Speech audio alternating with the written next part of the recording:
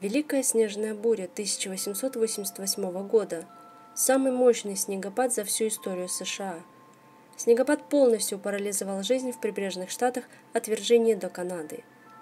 За двое суток выпало от 25 до 147 сантиметров снега.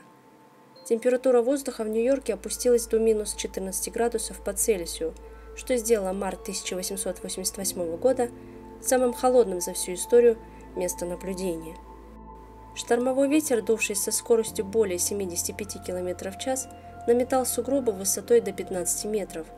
Самый большой сугроб намело в бруклинском районе Грейвсенд. Его высота составила 16 метров. В результате многие дома завалило снегом по самую крышу. Движение транспорта было полностью парализовано.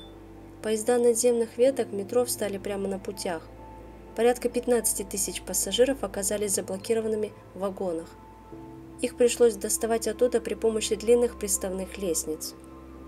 Улицы и дороги замело, а некоторые жители были заблокированы в своих жилищах на протяжении недели. Буря парализовала работу всех городских служб, включая пожарных. На вызовы никто не выезжал. Доставить больного в госпиталь было невозможно.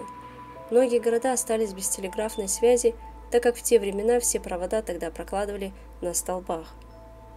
В прибрежных водах Атлантики затонуло и село на мель более 200 судов. По меньшей мере сотня моряков погибло.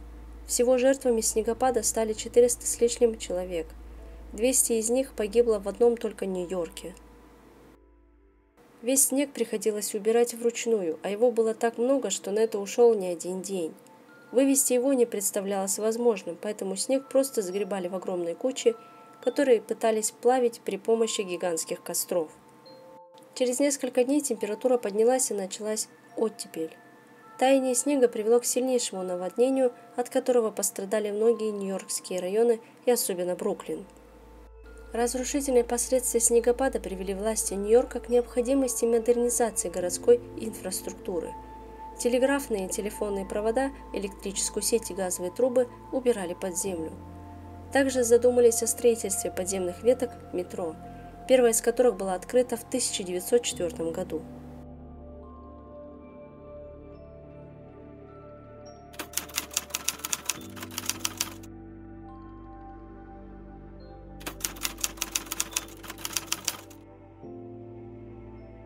Лоис Ройс оказалась в ловушке с 3 своими учениками в здании школы. К 15:00 у них закончилось топливо для отопления.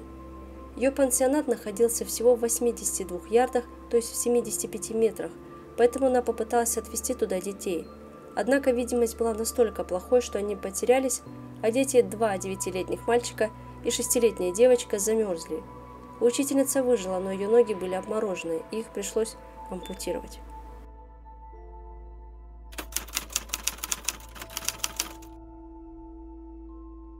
Это Шаток, 19-летняя школьная учительница, заблудилась по дороге домой и нашла убежище в стоге сена.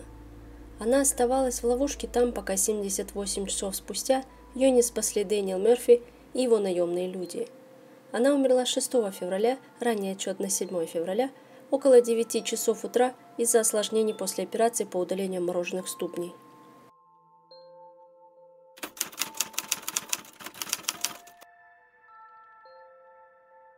Двое мужчин привязали веревку к ближайшему дому и направились в школу.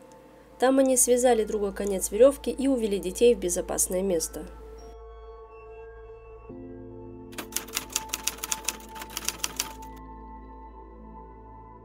Минни Фриман благополучно отвела 13 детей из здания школы в свой дом, находящийся на расстоянии 2,4 километра. Слух, что она использовала веревку, чтобы удерживать детей вместе во время ослепляющей бури, широко распространен, но один из детей утверждал, что это неправда. Все ее ученики выжили. В этом же году Уильям Винсент написал и записал в ее честь песнь «Великой метели 13 спасенных» или «Бесстрашная дева Небраски».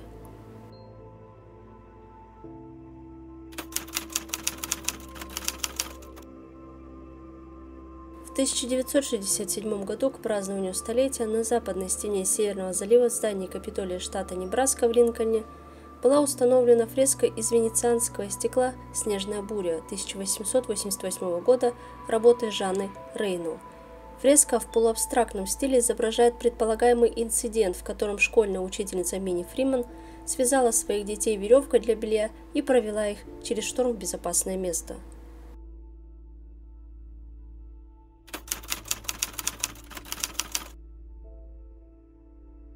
Тед Кузер, поэт из Небраски, записал многие истории о школьной метели в своем сборнике стихов «Голоса в юге».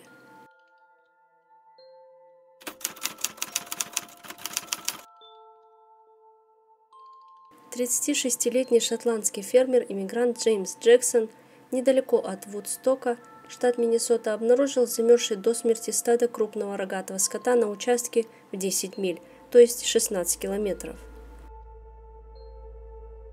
Журналист Чарльз Морс, основатель Like Benton News, рассказал: «Мои спальные помещения находились на втором этаже, ведущем в коридор у подножья лестницы.